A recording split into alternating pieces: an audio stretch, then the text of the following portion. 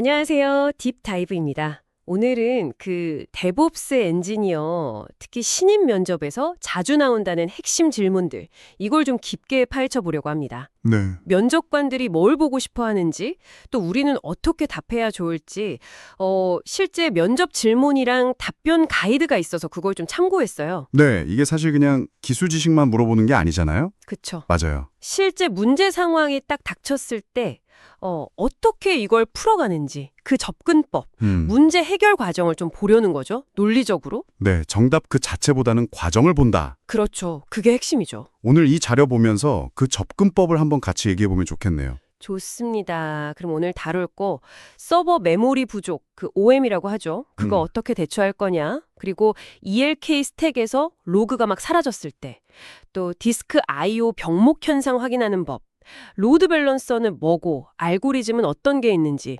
마지막으로 문제 해결, 그러니까 트러블 슈팅 절차, 요런 것들입니다. 네, 아주 핵심적인 내용들이네요. 네, 이 자료들 속에 숨어있는 그런 어떤 통찰? 그런 걸 좀 같이 찾아봤으면 좋겠습니다. 자, 그럼 첫 번째 질문부터 시작해 볼까요? 첫 번째 상황입니다. 서버에서 아웃 오브 메모리, OM5A가 떴어요.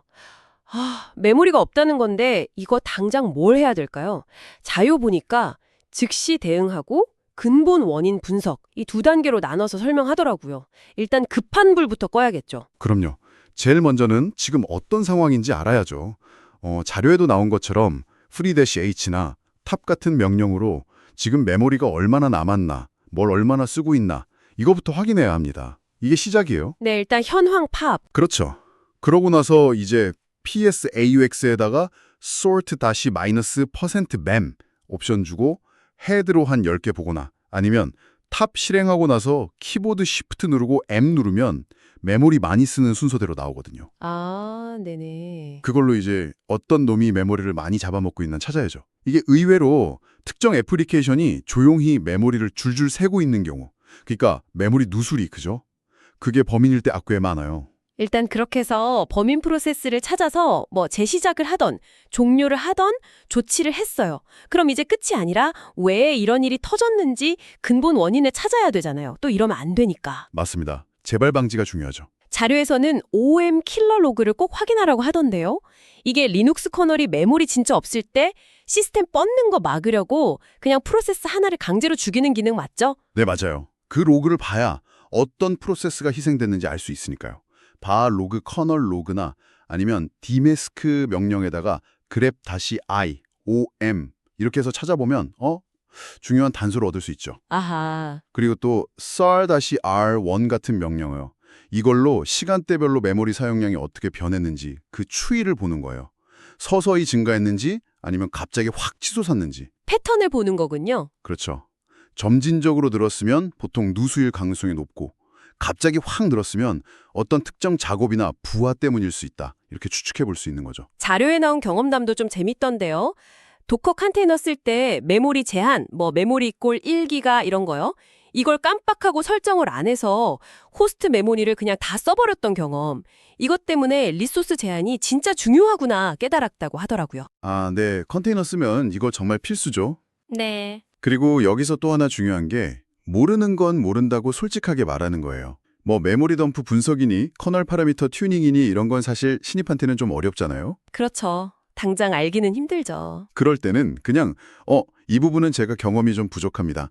하지만 기본적인 확인은 이렇게 했고 추가적으로 상급자분께 도움을 요청해서 같이 확인해 보겠습니다. 그리고 나중에 뭐 발그라인드라든지 C그룹 같은 관련 기술들은 꼭 따로 학습하겠습니다. 이런 식으로요. 솔직하게 인정하고 배우려는 자세. 이게 중요합니다. 실제 업무에서도 이게 필요하고요. 아, 그렇군요. 결국은 뭐랄까 당장의 위기 대응 능력도 중요하지만 근본 원인을 찾으려는 그런 집요함 그리고 모르는 건 인정하고 배우려는 태도 이걸 같이 보여주는 게 핵심이겠네요. 자, 다음 문제로 넘어가 보죠. ELK 스택, 엘라스틱 서치, 로그 스탯이, 키바나 이 조합으로 로그 분석 시스템 많이들 쓰시잖아요. 네, 요즘 거의 표준이죠. 근데 어느 날 갑자기 로그 데이터가 90%가 확 사라졌다고 생각해 보세요. 키바나 들어가 보면 인덱스 패턴은 멀쩡히 있는데 데이터만 없는 거예요. 와, 이거 진짜 당황스러울 것 같은데요. 어디부터 봐야 할까요? 생각만 해도 아찔하네요.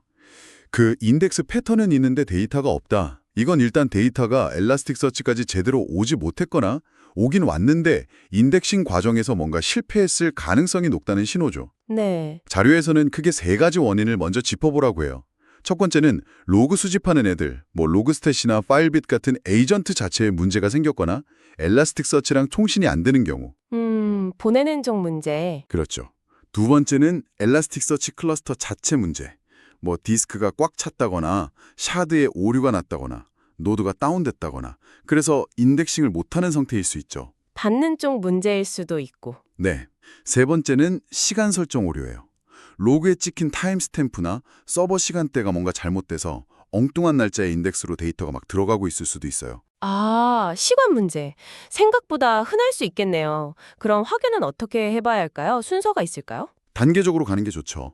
일단 로그 보내는 애들 에이전트 상태부터 확인해요. 시스템 스테이터스 로그 스탯이 아니면 파일빗 이런 명령어로 상태 보고 관련 로그 파일들 있잖아요. file, 로그, 로그 스탯이 밑에 있는 것들. 이걸 봐서 에이전트가 잘 도는지 엘라스틱서치랑 통신은 되는지 체크하고요. 네. 그 다음에는 엘라스틱서치 클러스터 상태를 봐야죠. 컬 명령어로 보통 확인하는데 the cluster else pretty 이걸로 전체 상태 보고 the cat indices v 이걸로 인덱스들 상태 보고요. 혹시 디스크 꽉 차서 읽기 전용 read only 상태된 건 아닌지도 확인해야 돼요. 아, 리드 온리. 네. 마지막으로 the cat indices v and s creation disk 이걸로 최근에 인덱스가 잘 만들어지고 있는지 혹시 진짜 시간 문제로 엉뚱한 데 만들어지고 있는 건 아닌지 보는 거죠. 여기도 경험담이 있네요. 파일비 설정 파일에서 엘라스틱서치 주소 output.elasticsearch.host 이거 오탄에서 데이터 전송이 아예 안 됐던 경우랑 네네. 엘라스틱 디스크가 꽉 차서 자동으로 읽기 전용 모드로 바뀌었던 경우 이런 거 보면 문제 터졌을 때 최근에 뭐 바꿨더라 하고 되짚어보는 거 이게 진짜 중요해 보이네요. 네, 맞아요. 정확합니다. 설정 바꾸거나 버전 올리거나 이런 게 문제의 직접적인 원인일 때가 정말 많거든요. 그렇죠. 그러니까 문제 생기면 최근 변경 이력부터 확인하는 거 이게 트러블 슈팅의 거의 첫걸음이다. 이거 꼭 기억해 두시면 좋습니다, 여러분도. 자, 세 번째 질문 가보겠습니다. 디스크 I/O 병목. 시스템 느려지는 주범 중 하나죠. 이걸 I/O 스탯이라는 명령어로 어떻게 확인할 수 있냐 이건데요. 네, IO 스탯. 디스크 성능 볼 때 정말 기본 중에 기본이죠. IO 스탯 -X1 이렇게 옵션 주고 실행하면 1초 간격으로 디스크별로 상세한 통계를 쫙 보여주거든요. 네. 뭐가 많이 나오던데 뭘 중점적으로 봐야 할까요? 몇 가지 핵심 지표가 있어요. 일단 %IO weight. 이건 CPU가 디스크 작업 기다리느라 그냥 놀고 있는 시간 비율인데 이게 10% 넘어가면 뭔가 디스크 쪽에서 느리구나 하고 의심해 봐야 돼요. CPU가 기다리는 시간. 네. 그리고 AVGQ-SG. 이건 디스크가 처리해야 할 요청들이 얼마나 줄 서 있나 그 평균 길이인데요.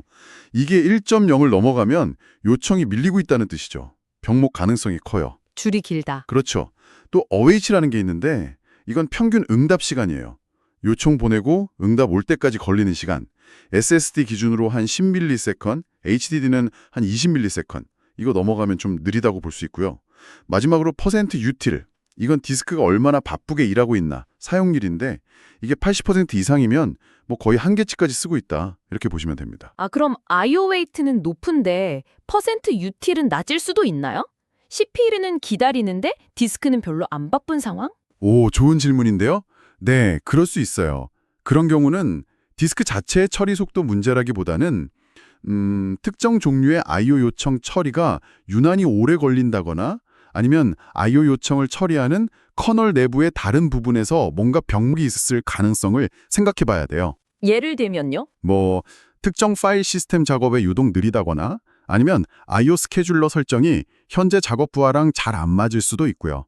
그럴 때는 피드스탯 -D1이나 IO톱 같은 걸로 어떤 프로세스가 I/O를 많이 일으키는지 보고 좀 더 깊게 보려면 BL트레이스 같은 도구로 I/O 요청이 어떻게 처리되는지 그 경로를 추적해 볼 수도 있죠. 와, 복잡하네요. 네, 좀 깊게 들어가면 그렇죠. 자료에 나온 개인 프로젝트 경험담도 있던데요.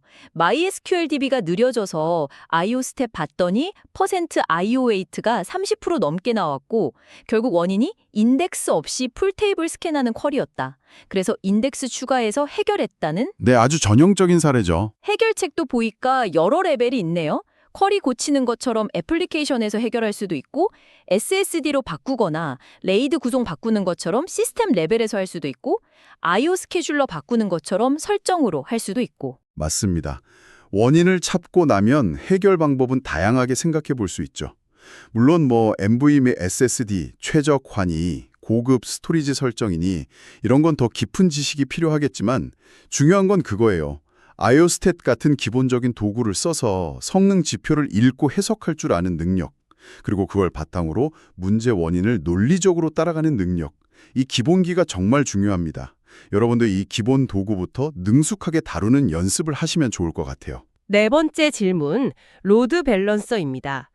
요즘 웹 서비스에서 로드 밸런스 없으면 얘기가 안 되죠. 그렇죠. 거의 필수죠. 이게 정확히 무슨 역할을 하고 요청을 나누는 방식, 그러니까 알고리즘에는 어떤 것들이 있는지 묻는 질문인데요. 여러 서버로 요청을 분산시켜서 시스템 전체의 안정성이랑 성능을 높여주는 장치, 맞죠? 네, 딱 맞습니다. 핵심 역할은 트래픽 분산이죠. 이걸로 서버 하나가 감당 못할 트래픽을 여러 대가 나눠 처리하게 하고 또 서버 몇 대가 혹시 장애가 나도 다른 서버로 서비스는 계속되게 하고 이게 가용성이죠. 네, 그 나누는 방식, 알고리즘이 여러 가지가 있다고 들었는데요. 네, 대표적인 게 몇 가지 있죠. 제일 단순한 게 라운드 로빈. 그냥 서버들한테 돌아가면서 순서대로 하나씩 보내는 거예요. 공평하게 하나씩. 그렇죠. 근데 이건 서버 성능이 다른 건 고려를 못 하잖아요. 그래서 나온 게 리스트 커넥션스. 지금 현재 연결된 개수가 제일 적은 서버. 거기로 보내는 거죠. 그럼 부하가 좀 더 실시간으로 균등하게 분배되겠죠. 아, 네, 좀 더 똑똑하네요. 그리고 서버 성능이 실제로 다를 때는 웨이티드 라운드 로빈. 성능 좋은 서버에는 가중치를 더 줘서 요청을 더 많이 보내는 거예요. 성능 좋은 애한테 일을 더 시키는. 네, 그리고 IP 해시라는 방식도 있어요. 이건 클라이언트 IP 주소를 기준으로 딱 정해진 서버로만 계속 보내는 거예요. 세션 정보 같은 걸 계속 유지해야 할 때 유용하죠. 아, 특정 사용자는 계속 같은 서버로 가게 하는 거군요. 보통 웹 환경에서는 어떤 걸 제일 많이 쓰나요? 좀 무난한 거. 일반적으로는 리스트 커넥션스나 아니면 웨이티드 라운드 로빈 이 두 가지가 많이 쓰이는 것 같아요. 아무래도 실시간 부하 상태나 서버 성능을 좀 고려하니까 비교적 균등하게 분산되는 효과를 기대할 수 있거든요. 네. 라운드 로빈은 정말 서버 성능이 다 똑같고 요청 처리 시간도 비슷할 때나 좀 적합하고요. IP 해시는 세션 유지가 꼭 필요한 아주 특정 서비스에 좀 제한적으로 쓰이죠. 그리고 L4니 L7이 하는 것도 있던데요. 아, 네. 그건 로드 밸런서가 어느 계층, 레이어에서 동작하냐는 건데요. L4는 네트워크 계층에서 IP 주소란 포트 번호만 보고 나눠줘요. 그래서 빠르긴 한데 좀 단순하죠. 반면에 L7은 애플리케이션 계층에서 동작해서 HTTP 헤더 내용이나 URL 같은 걸 보고 더 복잡하고 똑똑하게 분배할 수 있어요. 예를 들면 이미지스 요청은 이미지 서버로, API 요청은 API 서버로 보내는 식으로요. 오, L7이 훨씬 더 많은 걸 할 수 있네요. 자료에 엔징X 설정 예시도 있던데 이것도 좀 도움이 되더라고요. 업스트림 블록 안에 서버로 백엔드 서버들 쭉 나열하고 웨이트나 백업 같은 옵션 주는 거 직관적이던데요. 네, 엔진X도 간단한 로드 밸런싱 기능은 가지고 있죠. 물론 AWS ELB나 HA 프록시 같은 전문 솔루션들은 훨씬 더 많은 기능들, SSL 처리라든지 더 정교한 헬스 체크라든지 이런 걸 제공하죠. 네. 이런 부분은 당연히 더 공부해야겠지만 신입 수준에서는 일단 로드 밸런서가 왜 필요한지, 그 기본 역할, 그리고 방금 말한 주요 알고리즘들의 특징이랑 장단점, 그리고 L4와 L7의 차이점 정도는 확실히 이해하고 설명할 수 있어야 해요. 어떤 상황에 어떤 알고리즘이 더 유리할지 정도는 판단할 수 있어야 한다는 거죠. 자, 드디어 마지막 질문입니다. 트러블 슈팅. 그러니까 문제 해결 절차나 자신만의 노하우가 있다면 설명해달라. 이건데요. 이건 좀 경험을 보여줘야 하는 부분이라 어떻게 말해야 할지 좀 막막할 수도 있겠어요. 맞아요. 이게 딱 정해진 답이 있는 건 아니죠. 얼마나 체계적으로 그리고 논리적으로 문제에 접근하는 사람인가? 이걸 보여주는 게 중요해요. 네. 자료에서는 일단 5단계 프로세스를 제안하더라고요. 1단계, 문제 정의 및 현상 파악. 뭐가 문제인지 명확히 하는 거죠. 사용자한테 어떤 영향이 있는지, 언제부터 그랬는지, 재현은 되는지 등등. 네. 문제 정의. 2단계, 정보 수집. 관련된 시스템 정보들, 뭐 기본 명령어들 있잖아요. 탑, 프리, df, iostat, nestat 이런 거. 그리고 로그. 로그를 최대한 모으는 거죠. 정보 수집. 3단계, 가설 수립. 모은 정보를 바탕으로 원인이 이거 아닐까? 하고 가설을 세우고 뭘 먼저 확인해 볼지 우선순위를 정하는 거예요. 가설. 4단계, 가설 검증. 이게 진짜 핵심인데요. 한 번에 하나씩만 바꿔보면서 테스트하고 그 결과를 꼼꼼히 기록하는 거예요. 여러 개를 한 번에 바꾸면 뭐가 원인이었는지 알 수 없으니까요. 네. 하나씩 검증. 5단계, 해결 및 문서화. 원인을 찾아서 해결하고 그 과정이랑 결과를 잘 기록해서 공유하고 다음엔 이런 일이 안 생기도록 재발 방지책까지 마련하는 것. 여기까지가 한 사이클이죠. 와, 프로세스 자체는 되게 명확하네요. 근데 여기에 뭔가 자기만의 경험이나 노하우를 좀 녹여내는 게 중요하겠어요. 그렇죠. 자료에 나온 노하우들도 되게 공감 가던데요. 특히 최근에 뭐 바뀐 거 없나? 이거부터 확인하는 습관. 와, 진짜 많은 문제가 여기서 시작되잖아요. 네네. 아주 그냥 현실적인 접근법이죠. 코드 배포했거나 설정 바꿨거나 시스템 업데이트했거나 이런 게 문제의 직접적인 원인일 때가 정말 많거든요. 맞아요. 그래서 그것만 먼저 확인해도 문제 해결 시간을 확 줄일 수 있어요. 또 다른 노하우로는 로그를 좀 다각도로 보는 거. 에러 로그만 보지 말고 접근 로그나 애플리케이션 로그까지 시간대별로 쭉 엮어서 보는 거죠. 아, 로그를 연결해서 보는 거? 네. 그리고 긴급장애 터졌을 때는 일단 빨리 복구하는 게 우선이니까 롤백부터 먼저 고려하고 근본 원인 분석은 서비스 안정화시킨 다음에 차분히 하는 거. 이런 전략적인 판단도 중요하고요. 가정하지 말고 확연하라. 이거 깨달았다는 경험담도 인상 깊었어요.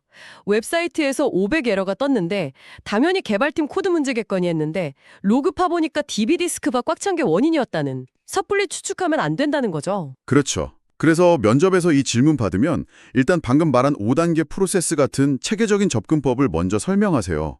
그러면서 저는 특히 최근 변경 사항 확인을 제일 먼저 하는 편이고 다양한 로그를 좀 연결해서 보는 습관이 있습니다. 그리고 가설 검증할 때는 꼭 하나씩만 테스트하고 결과를 기록하는 원칙을 지키려고 합니다.